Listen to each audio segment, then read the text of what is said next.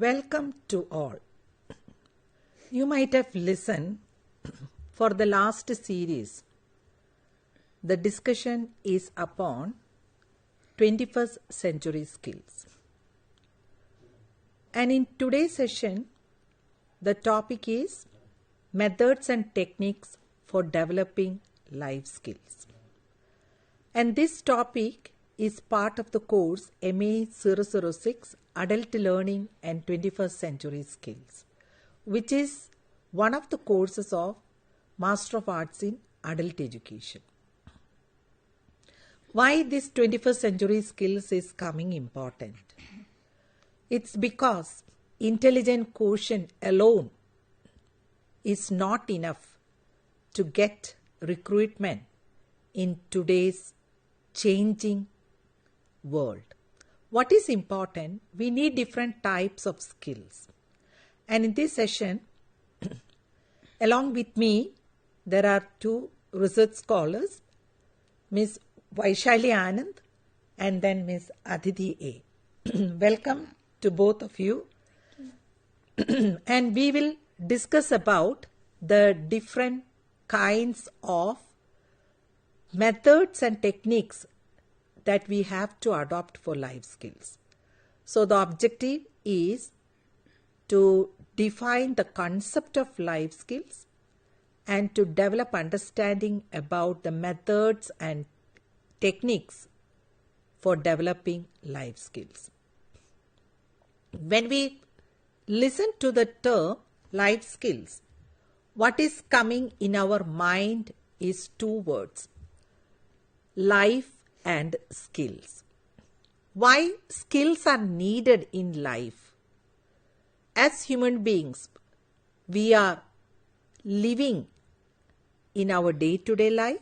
We are interacting with others in our day-to-day life.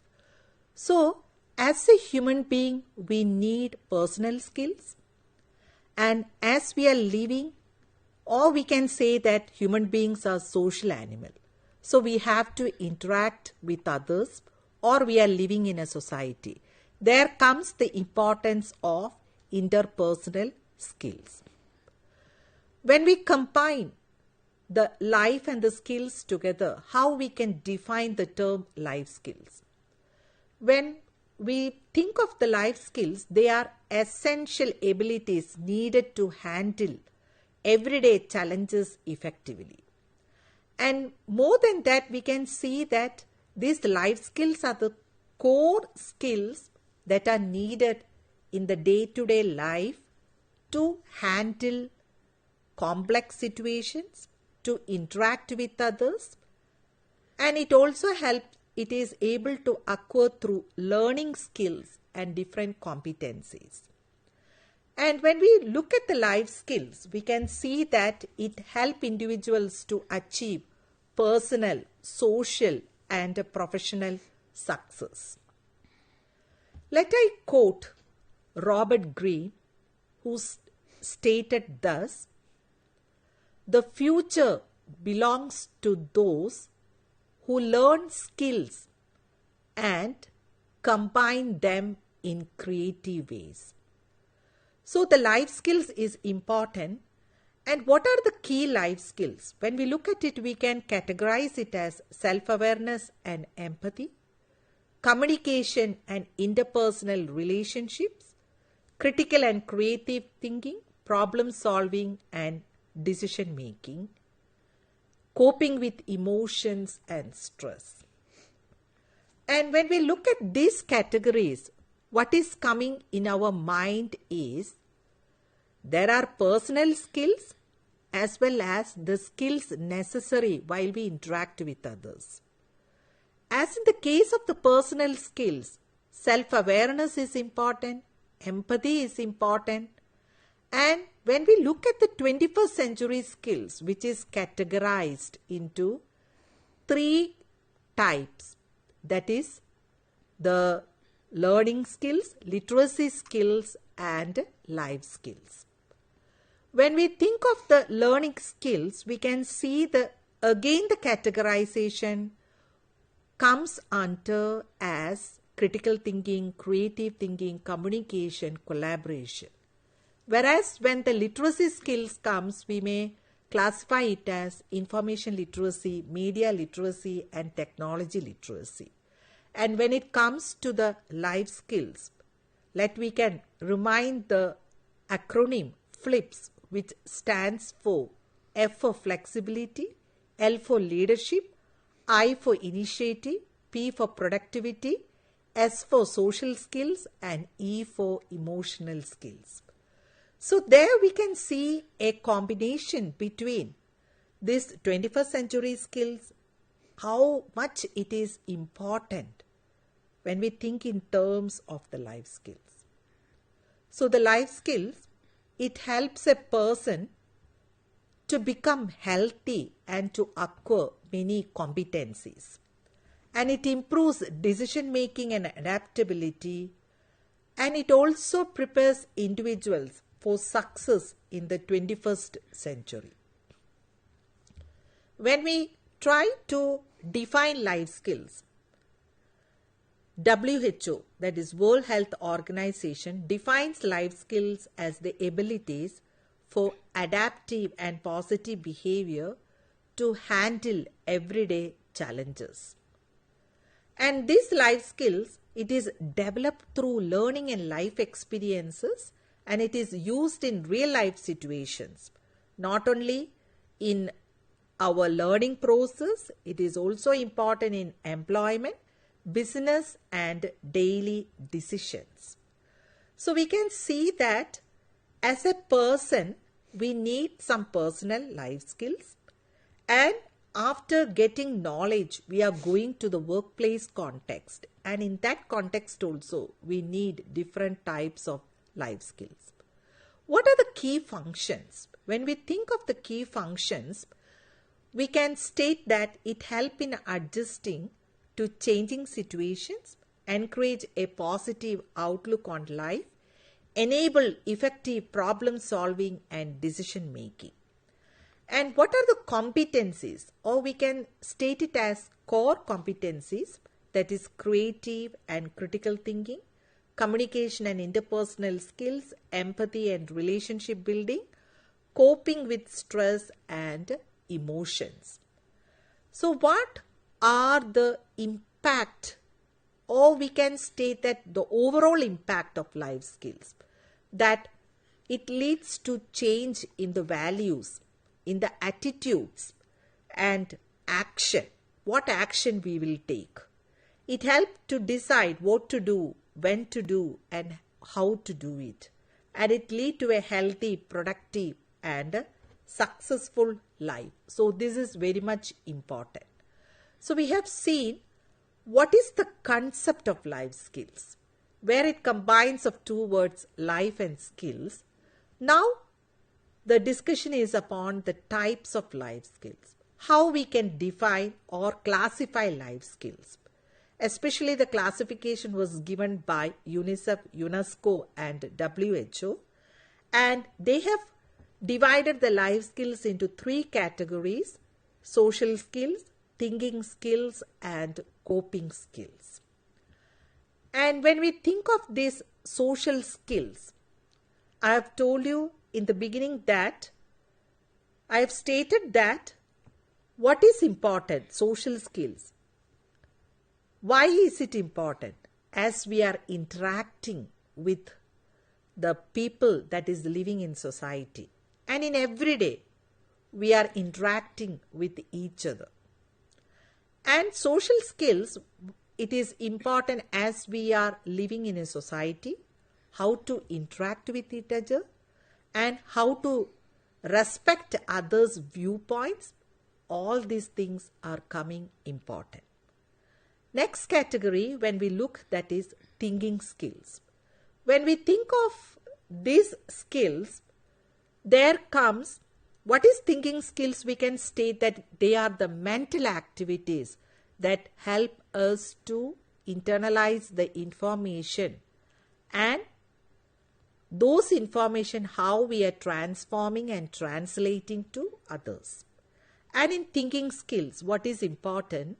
That is critical thinking. is very much important. Why is it important? Because in some situations, as human being, whether it is a student or an employer, these thinking skills are very much important. We have to take some critical thinking, rational decision making. It helps. So this critical thinking, through critical thinking, we are able to think deeply into each situation and how to deal with it. And coming to the creative thinking, as human beings, we need some innovations. So change is the basic principle of life. So in that context, what is important? Creative activities, they are very much important. Then comes communication. We have to do the self-communication, that is internal, self-thinking, and then we have to communicate with others. Then comes the skill, that is the coping skills. Under the coping skills, we can again divide it into two: coping with emotions and coping with stress. Why emotions are so important? We can state emotions as the spices of life. We add spices in our curries to make it more taste. Like that, emotions make life more meaningful and it becomes more interesting. Instead of suppressing the emotions, if we learn to express emotions in a productive way, that is very good. So coping with emotions is very much important in everybody's life. And next we can see that the coping with stress. Whether it is a child or a worker, everybody is facing their own stress.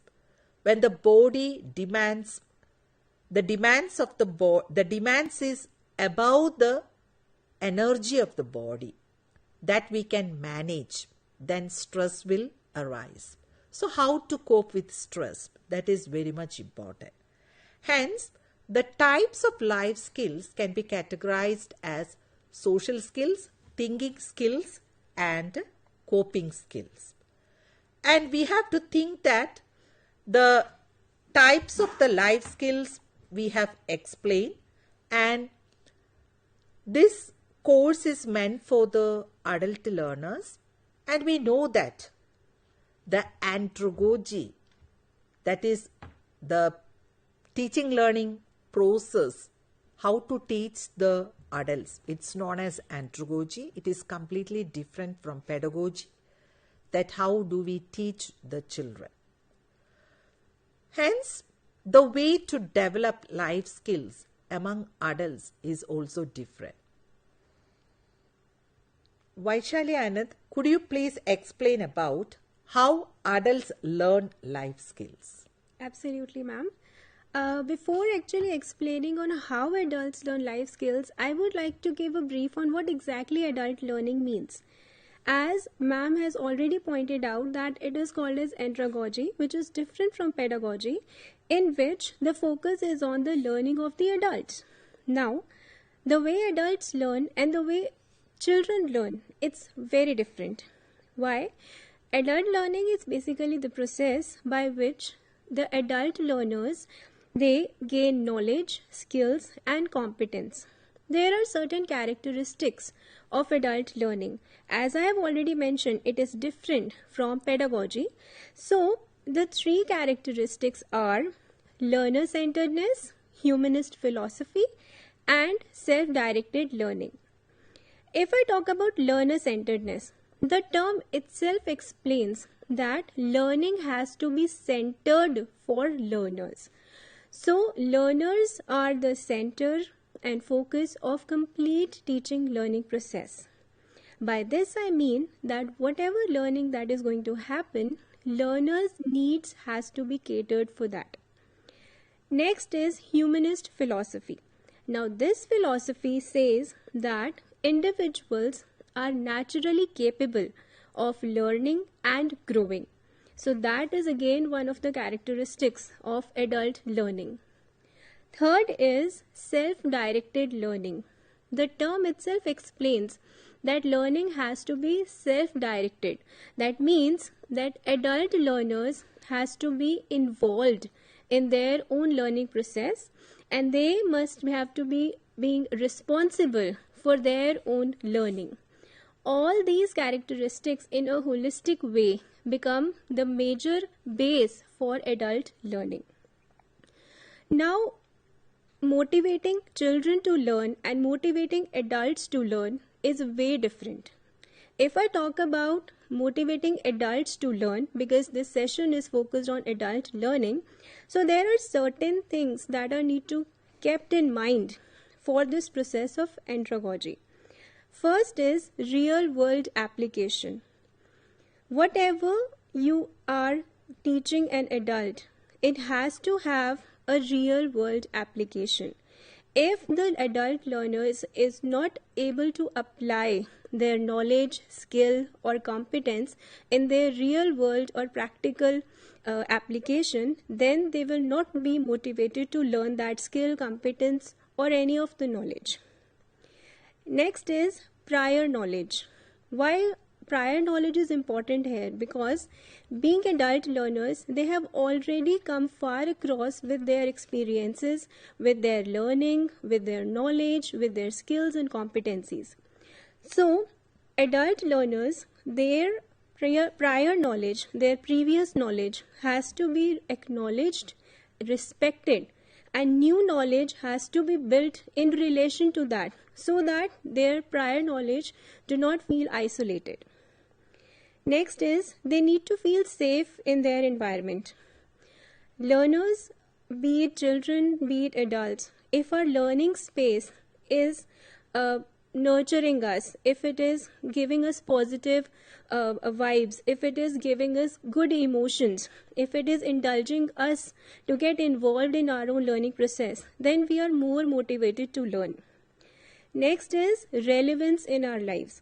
I've already mentioned that their learning has to have some practical application. So this takes me to the very first way on how adult learners learn life skills, which is making their learning relevant. If adult learners are taught something which they could apply in their real life, they need to learn more about it. But if that is not relevant in their life, they tend to lose interest for that. Let me give you an example here. For example, if an adult learner is being taught communication skills, if I just give the theory of what is communication skills, what are the things involved in it, how we are using verbal and non-verbal communication, that will not make any sense for them.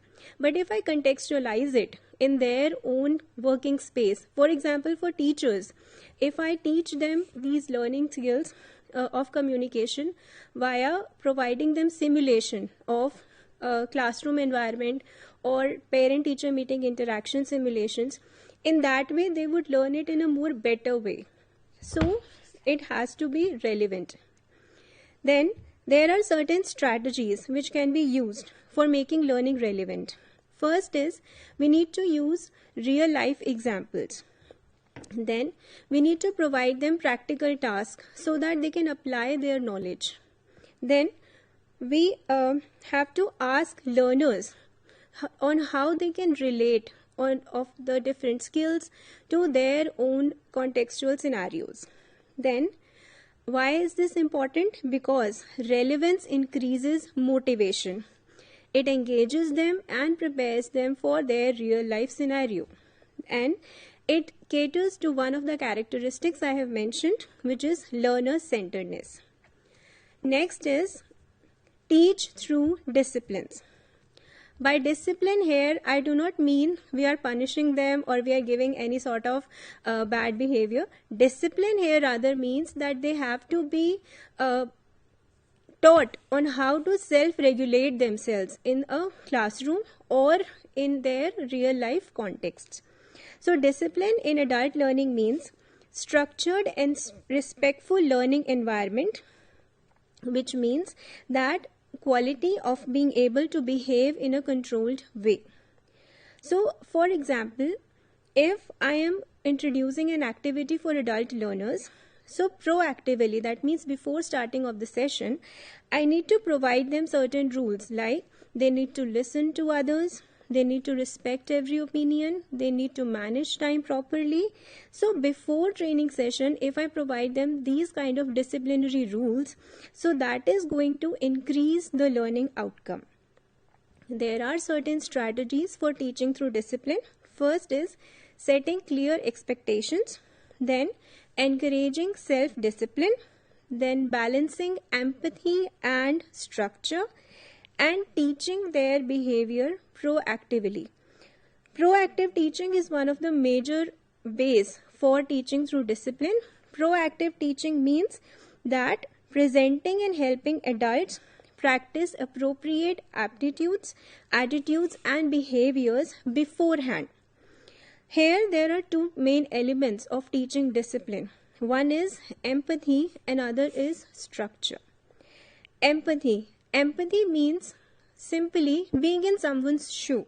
That means to analyze a situation, to understand a situation by presenting yourself in the place of the other person. That is what empathy means.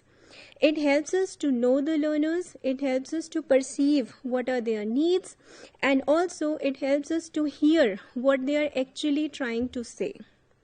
By structure, I mean that it allows us to set certain guidelines and provide some necessary limits for the teaching learning process. This main aspect of teaching through discipline, it also shows that academics and social behavior are profoundly interlinked. And a good discipline, it teaches both skill to them and also contributes to their character building. Third is development of lots and hots. What is lots and hots? By lots, I mean lower order thinking skills, and by hots, I mean higher order thinking skills. Now, where is this concept originated from? This has been originated from Bloom's taxonomy that has been developed by Benjamin Bloom in 1956 and again revised in 2001. What is Bloom's taxonomy? Taxonomy means classification or categorization. So Bloom's taxonomy is basically classification or categorization of learning objectives that organizes different thinking skills and cognitive capabilities. Now there are different levels of these thinking skills, starting from basic to advanced. Basic thinking skills are known as lots, which is lower order thinking skills, and advanced ones are known as hots, which is higher order thinking skills. Under lots, there are three thinking skills: remembering, understanding, and applying. By remembering, I mean recall. If we are able to recall what we have learned, that means that we are at the stage of remembering thinking skills. Next is understanding. After retaining information, if we are able to understand what we have learned so far, that takes us to the higher level of the thinking skill, which is after remembering, that is understanding. Third is applying, in which we apply what we have retained and understood in one of the context or situation. So here comes the part where we are actually applying what we have learned, the knowledge or the skill or competency that we have gained in a particular situation or scenario. These three were lots, which is lower order thinking skills. Then higher order thinking skills are analyzing, evaluating, and creating. By analyzing, I mean that we are trying to analyze one of the situation or context. Major part which is involved in analysis is that we break the major holistic idea into the manageable parts and try to analyze the situation basing on those of the different parts. Then evaluating. Evaluating means that we are trying to synthesize whatever breakable or manageable parts we have broke so far, the chunks we are able to synthesize, and we are able to evaluate whole of the scenario. Then next, which is highest in the HOTS, is creating. in which we create something. We are being constructive here. We are creating, we are composing, and we are inventing something new. So all these of the lots and hots in together, they make the Bloom's taxonomy.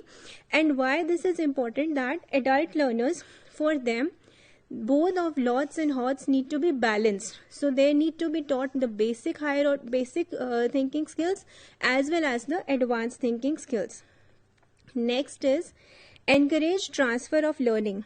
Now, what is transfer of learning? Transfer means you are transferring something from one to the other, right? So here transfer of learning means that it is the ability of applying what one learner has learned from one situation to the other.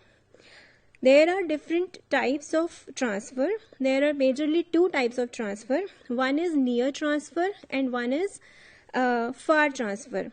By near transfer, I mean application within the similar context. So for example, if I have learned to use smartphone, if I am able to apply that knowledge and operate another smartphone but with the similar interface, that is near transfer. If I talk about far transfer, so the application of the knowledge or the skill that has been learned is in a different context. For example, if in mathematics we have learned logical reasoning skills, if we are able to apply that logical reasoning skills for our real life problems, for example for budgeting, for planning out finances for our life, that becomes far transfer, where am I applying my learning to another context. Now, why this is essential? Transfer of learning is very important because that allow learners to explore and also to foster their problem solving skills, their critical thinking, and their adaptability. These are the major key points where we can say that this transfer of learning is important for learners because it fosters for them what? Real world application, critical thinking, and adaptability. Now, there are certain strategies to encourage transfer of learning.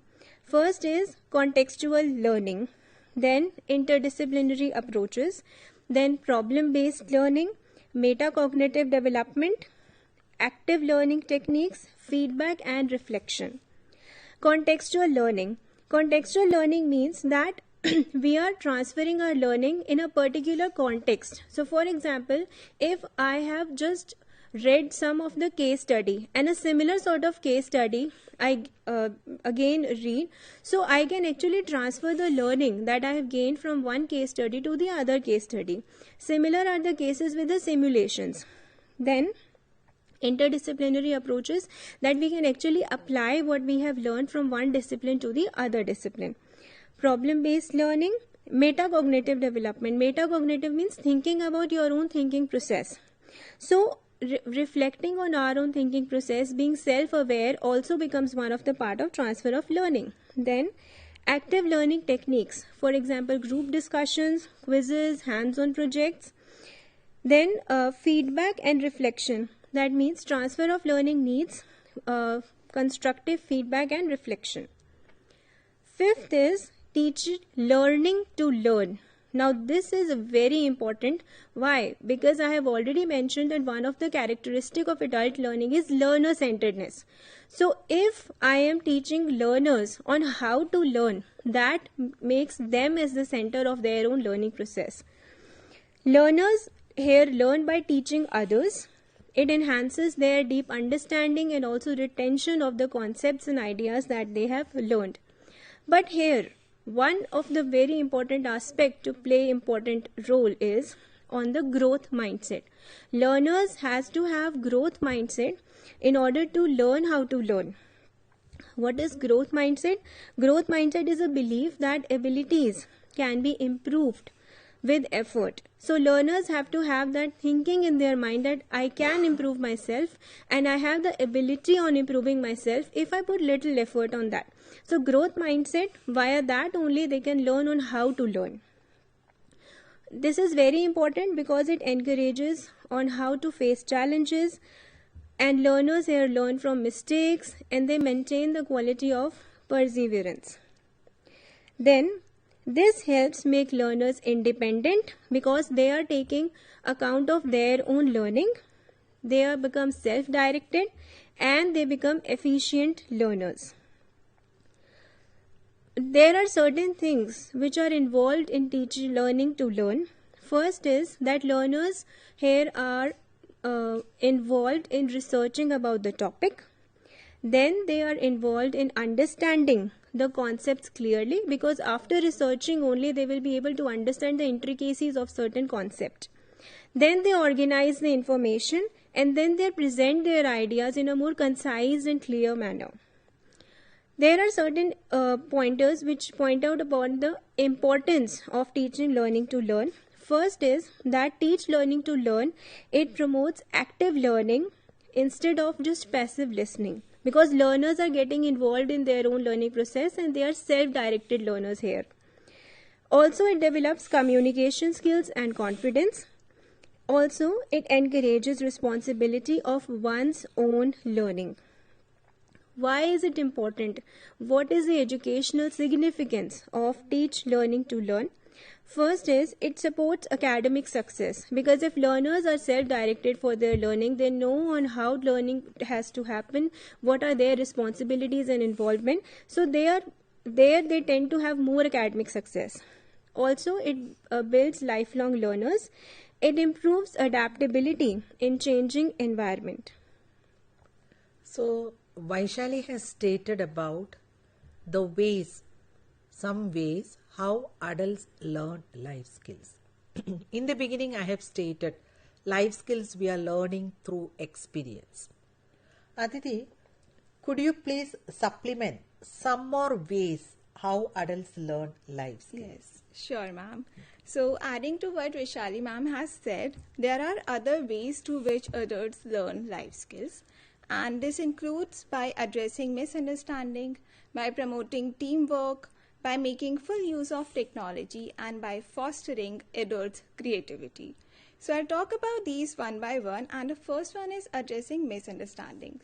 So, what is a misunderstanding? It can be in the form of a quarrel, or it could be a form of disagreement between individuals or within groups.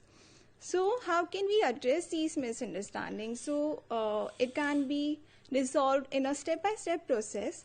And the first step is to identify the source of confusion or misunderstanding. Next, we have to listen actively to others involved. Third step is to express clearly and respectfully. Next step is to seek a common ground. Fifth step is to negotiate solutions that are acceptable and beneficial for all. And the last step is to do a follow-up on the solution as well as the relationship. Next, we come to promoting teamwork. So, adults also learn important life skills through teamwork. Teamwork, as we know, is the ability to work with others and to help others attain their full potential and achieve the shared goal. So, there are many ways and means of promoting teamwork. Like, first one is productivity. Through productivity, team members achieve goals through combined effort. Second is conflict resolution. So, conflict is a part and parcel of any team effort. However, what matters most is how adept we are at dealing with these conflicts. Next is respect. So, actively listening and respecting the opinions of our teammates is also an important step towards fostering teamwork. Next, we talk about making full use of technology. So, through the utilization and integration of technology in classrooms or learning processes, adult learners can learn important and valuable life skills. So, technology integration through sophisticated devices like projectors, films, radio, television, recording machines, etc. enables individualized and learner-situated learning. Moreover, several efforts have been undertaken to use information and communication technology to promote literacy. Therefore, information and communication technology can be creatively utilized to close the digital divide, and it also enables access to information as well as sustain literacy skills. Thus, ICT and other technologies may be extensively used for sustained engagement and good results. Next we have is fostering adults' creativity. So we can foster adults' creativity by creating a conducive environment wherein individuals will feel a sense of trust, openness, respect, support, and acceptance. Such an environment is very important for fostering creative ideas among learners. Another way to foster creativity among learners is to have a diverse group of instructors and learners with varying interests, learning and thinking styles, varying experiences, and most importantly, varying age groups. So these differences can serve as catalysts for change and creativity. Another factor that promotes creativity includes personalizing the environment in which learners and instructors learn and work. It is also very important to provide ample time to generate new ideas, projects, concepts, or innovative approaches. So generating new and creative ideas takes time, and they should not be done in a rush or in a hurry. Further, feedbacks in a constructive and respectful manner further promotes creative thoughts, and moreover, supportive group interactions can be a substantial means to generate new ideas, to listen to different opinions, and also serve as an agent for marginal voices within the group. Lastly, and most importantly, sometimes the unplanned activities, accidents, mistakes, or even failures further refines the process of creativity. And these are all necessary and inevitable components in the process of creativity, and our mistakes, failures serve as mechanism for further reflection and innovation that lead to more creative thought and action. So we have seen there are wide range of ways how we can develop or how adults learn life skills. Generally, when we listen the term life skills, what is coming in our mind is how we can develop these life skills in our life. So there are various methods and techniques that we can use. So the various ways we have listened, and regarding the methods and techniques, Vaishali, could you please tell the traditional methods and techniques that can be used to develop life skills? Absolutely, ma'am. As ma'am has pointed out that there are various ways, there are various methods and techniques that are used for developing of life skills. They are broadly characterized into traditional methods and advanced methods. So first of all, we will be catering to the traditional methods and techniques of developing life skills. These traditional methods are the methods that explore real life situations. So the base for the traditional methods will be interaction in a controlled environment where learners can actually apply their knowledge, skills and competencies in the real life situation. Which takes me to a very important aspect of traditional methods, which is role playing. So most of the traditional methods will be somehow touching upon the characteristics and the basic aspects of role-playing method. Why is it important? There is important purpose for these traditional methods to be used for developing life skills. First is it provides practical experience. Then it provides active participation for learners and better understanding of concepts. So there are also certain ways in which these traditional methods and techniques can be assessed or evaluated. Very first is learner satisfaction. If learners are satisfied with their learning, that means that these traditional methods have been effective for their learning process. Next is peer group relationships. As already pointed out that the traditional methods are catering for social interaction, for the group work, for role playing, for all the things that involves their interaction to their co-learners and also to their interaction with their learning environment. So peer group relationships become one of the effective way to check how much these traditional methods have been effective in their teaching learning process. Then self-motivation, as already pointed out, that adult learners, they tend to be motivated to learn only if their learning is self-directed. So their self-motivation plays a very important role in these methodologies and techniques used for developing life skills. Last but not the least is resource and support availability. If the guidance is properly available, if the resources are properly available, so learners are more effective in their learning. There are certain methods, we will be catering to them one by one. The very first is discussion. Now what is discussion? Discussion is most commonly used term. We use discussion all the way in very different contexts. Discussion is basically where learners, they think constructively while interacting with the rest of the learners in a group setting. So there are main key points that need to be kept in mind if I define the term discussion. First is thinking constructively. The basic focus of discussion is that there has to be a construction of knowledge.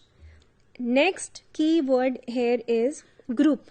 That discussion has to be there in a group. We need to have a group in order to have discussion. Learners here assemble in face-to-face interaction. Now, because of the advancement of technologies, the mode of these face-to-face interactions are developing.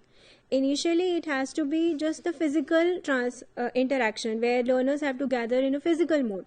But now, learners can interact virtually as well, as we are interacting with you right now. So, learners here have face-to-face interaction either physically or virtually, and they put together their ideas in a cooperative manner. So here the learning has to be co-constructively constructed in a very cooperative manner, where all the different viewpoints, all the different ideas have to be respected, and each and every learner has to feel as if that learner is being listened. So every idea has to be acknowledged and respected in discussion. Focus here is on sharing. Now there is one of the main yardstick for discussion, which is that few people think that yes, discussion might happen, but in how many people? It is usually desirable that discussion has to be in less than 10 members. Why? There is a very important reason behind that. First is, if the number is less than 10 or 10, it allows active participation for each and every member who is there discussing about certain context or the topic. And also, the number 10 or less than 10 can be easily controlled and directed. Here I would like to quote one of the definition given by Rajan and Daji in 2010. They said that group examines a problem or topic of interest with the goal of, what is their goal? With the goal of better understanding of an issue or skill, reaching the best solution, or developing a new idea and direction for the group of learners. Next traditional method is debates. Debate is different from discussion. Why? I have told you that discussion basically focuses upon the co-construction of knowledge in which the ideas are shared cooperatively. In debates, there are arguments, there are arguing ideas. So, debate is an intellectual program in which two or more participants holding opposite views of a particular topic present their arguments. This definition has been given by Stella Ramchandrani in 2008. As there were some of the yardstick for discussion, similarly there is for debate as well. Equal time has to be allotted for each debater. It should not be like that some debater is getting more and some debater is getting less time. So even if one debater is in the for of the topic or against of the topic, both has to be allotted equal time. Now, why is debate important? Because it enhances our public speaking skills and also it enhances our analytical skills. Public speaking skills because it boosts our confidence. We are able to provide and we are able to share our ideas in a more confident manner because we are taking certain side for a particular situation or context or topic of interest. And analytical skills because if we are presenting any argument, so for that argument we need to have a solid logical reasoning base. Without any reason we cannot give any argument in debate. So it has to be well reasoned. Therefore, analytical skills are also improved through debates. Participants here formulate well reasoned arguments, consider diverse perspectives, and foster creative thinking. Well reasoned argument, I have already explained that for debates, learners has to have a proper and solid argument on whatever statement they are giving in a debate. Then they need to consider diverse perspectives. Let me explain you with an example. For example, if there is a debate going on the topic, is AI replacing human jobs, which is one of the most controversial topic and also one of the most widely acknowledged topic in nowadays contemporary world. So there will be some debaters who will be in favor of it, saying that yes, AI is replacing human jobs. But rather some will be there who will be against it, saying no, AI can never replace human jobs. If an debater is saying that yes, it can replace, so it has to have a well-reasoned argument on why they are saying that. And if they are in against of that no human jobs cannot be taken over by AI, they has to also give a well-reasoned argument on why not. Then also they need to consider the diverse perspectives on for and against, because each and every argument has to have some sub-arguments. So they need to cater to all of them. And it fosters their creative thinking because they come up with the new ways on how things can be looked upon. There are various steps to organize debates. First is we need to choose a controversial topic. Now here by controversial, I do not mean that any topic that has controversy in itself. But here controversial, I mean that a topic that has various viewpoints that can be seen as for and also can be seen as against. Next step is to assign roles. One is going to be in the for of the topic, one is going to be in against of the topic. Some will be mediating, some will be looking at and observing the debate. Then debate format.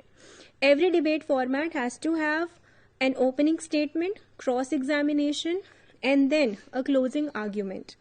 And last step is feedback session. Third of the method or technique for developing life skill, which is traditional, is role plays. What are role plays? Role plays are basically properly planned, designed, and executed in which learners act roles for situations close to real life. In role plays, some are going to be the actors in the role play and some are going to observe the role play. And maximum learning happens in the role play after the role play is over, when the discussion is carried over about whatever has been played by different roles. Then outcome of the role play cannot be predetermined. It is spontaneous. Now let me give you an example. For example, if I am directly telling a learner that bullying is not good in classroom, he might or might not understand it. But if I teach that person using different role plays on what are the different emotions, on how that person who is being bullied can be sad, can be in depression or in other things, how can his emotions are affected, I think role play would create more impact on that learner. Next is brainstorming. Brainstorming is again a traditional method and technique for developing life skill. Brainstorming, it is used for the development of problem solving skills and divergent thinking.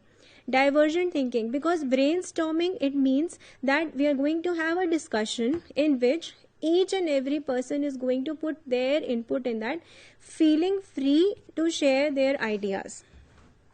It stresses the use of open-minded and free thinking without criticism of any idea expressed. Now here the goal is the quantity of ideas, not about the quality of ideas. It involves collaborative and spontaneous approach for generating ideas within a group setting. Then in the context of learning, if I talk about brainstorming, it encourages learners to speak freely without any hesitation, because every idea is accepted and acknowledged in an open-minded manner. And they share their diverse perspectives and they creatively explore the concepts. Then next traditional method is storytelling. Storytelling, one of the most interesting method for teaching life skills. Stories. What are stories? They are the narratives of any event that has happened, describing in detail about all the WH questions. What happened, why happened, when happened, how happened, and with whom happened. And these fire our imagination and provides enjoyment. And the art of storytelling, it aims at presenting to learners through the medium of speech clear, vivid, interesting orders or sequence of events that allow their mind to reconstruct the happenings. This statement has been given by Stella Chandrani in 2008. Sixth is songs and dances. Songs and dances can also be the traditional medium of teaching life skills. What are the songs? They are the musical form of communication that transcends all the cultural and verbal boundaries. Now, how songs can teach life skills? This is very interesting. I would really like to quote a song here. One of the songs by Bruno Mars saying, "You can count on me." So that song is showing and teaching the skill of empathy. That person is saying, you can count on me. Whenever you feel need, whenever you feel depressed, I am always there for you. That teaches us the skill of empathy. So in this way, songs can actually teach us different life skills. And they are not just about the vocal production of sounds, rather integration of emotions and thoughts. Dances. What are dances? They are the rhythmic expression and bodily movements through which learners learn about the characteristics of social activities. Here I would like to quote Koli dance, which is one of the dance performed by Koli community, which is one of the traditional fishermen's community in Mumbai. So whatever dance they do in that Koli dance, they actually show their relationship with water, their fishing activities. So how they are also showing their life skills through that dances. That is one of the teaching methodology we can adopt. Next is drama. What is drama? Dramatics. Dramatics is basically art and activity of performing drama, which involves acting, role-playing, enactment, staging plays to express different ideas, emotions, and stories. There are different names also used for dramatics like theatre and enactment. And example could be the Shakespearean drama. The different plays have been visible and it is performed in drama. Then case study. In case study, basically it is a research method in which we take a particular case. It could be an individual, it could be an event, it could be a situation which is observed over a period of time, and through case study we learn from the experiences of others. Next is miming. Miming is also the act of expressing ideas but without speaking, only using gestures, facial expressions and body movements. It is a non-verbal form of communication, encouraging our active participation. Then poetry and recitals. What is poetry? It is a form of literature which helps in expressing our ideas and feelings through rhythm, rhyme and imaginative language. And recital means performing that poetry. Next is question and answers. So question and answers is a very basic way on how to teach. Like some will ask questions, some will give answers, and in that way they co-constructively do construct the knowledge. Then games. Games are also the traditional methods of teaching life skills. They are the activities, structured activities with rules, goals and competitions, and it helps to engage learners more and more, and certain skills of learners can be enhanced using games. Then meetings. Meetings, it provides the dynamic platform for learners to freely exchange their ideas for the knowledge construction. And they come together, learners come together as participants, discuss ideas, share their thoughts. Then teamwork. Teamwork, here the learners come together and they share their values and beliefs and fostering their problem solving, interpersonal presentation and communication skills. Then simulation. Simulation means these are the teaching techniques that imitate real life situations to keep the environment safe. For example, there are different science simulations used for certain assets which cannot be done in the real life. Then demonstration. Demonstration means it is a teaching method where teacher shows and then explains. So to do and show. Okay, so we have seen different kinds of traditional methods. Aditi, could you briefly highlight what are the advanced methods and techniques? As we are living in the digital age, what are the advanced methods and techniques? Sure, ma'am. So I'll be talking about the advanced methods of learning life skills. So advanced methods of learning life skills are known for their learner-centered approaches, wherein both the learners as well as teachers play equally active role in the learning process. So I'll be talking about 8 advanced methods and techniques of developing life skills, which are: first is flipped classroom, second is project-based learning, third is cooperative learning, fourth is gamification, fifth is problem-based learning, sixth is design thinking, seventh is thinking-based learning, and eighth is competency-based learning. So the first one is flipped classroom. So in flipped classrooms, learners learn the basics or reviews the lesson before coming to the class. And since in the flipped classroom, learner has some understanding about what they have learned prior to coming to the class, they have the class time is further utilized, which is valuable as well as limited. So it is further utilized for deep discussions, debates, activities, hands-on activities. And next we come to project-based learning. So project-based learning, in project-based learning, learners work on real-life problems and develop solutions. And project-based learning is also focused on the application of knowledge in real-life contexts. Next we come to cooperative learning. So cooperative learning is an instructional strategy where learners work together in small groups to achieve a common or shared goal. And this type of teaching method is ideal for revising topics, especially before the assessments. And this strategy further helps in improving understanding as well as retention, especially before assessments, and helps in developing important skills such as teamwork, communication, as well as social skills. Next we come to a very interesting method, that is gamification. So we all love games, right? So gamification is a dynamic and innovative approach to education that harness the power of games to inspire learning and foster academic achievement. This strategy incorporates game elements like points, badges, levels, and leaderboards into educational experiences. So such an approach sparks curiosity, creativity, and cultivates a lifelong love for learning. Next we come to problem-based learning. So problem-based learning as a method of teaching provides learners an opportunity for analyzing and solving a problem that is faced by them. And it is focused on learning through solving real problems. Next we have is design thinking. So design thinking is a human-centered problem-solving approach, and it emphasizes on empathy, collaboration, and most importantly, iterative prototyping. So there are 5 steps involved in design thinking, which involves to empathize and understand the people for whom the solution is being designed. Second is to define the problem in a clear and focused manner. Third step is to ideate.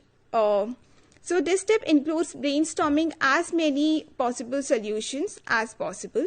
Fourth step is to prototype. This includes turning ideas into tangible sketches, models, or simulations, etc.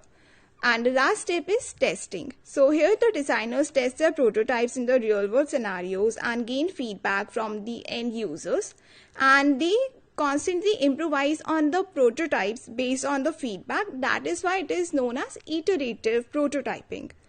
So next we talk about thinking based learning. So this method focuses on developing thinking skills and stands strongly against rote memorization or passive absorption of information, and it involves critical thinking, problem solving, and metacognition. So thinking based learning aims to develop active and independent critical thinkers for 21st century.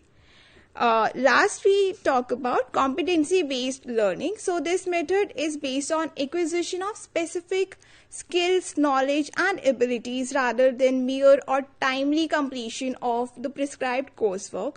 And this strategy empowers learner to progress at their own pace and to demonstrate proficiency through tangible outcomes. So these were the advanced methods of developing life skills. Okay, thank you for the elaborate discussion on the various methods and techniques of developing life skills by Ms. Vaishali Anand and Ms. Aditi. And I hope that the viewers might have get some idea how to develop life skills. Let I quote the beginning statement that the future belongs to those who learn skills and combine them in creative ways. Be a good person who can manage life in a better way and the work also in a more better way. Thank you. Thank you. Thank you.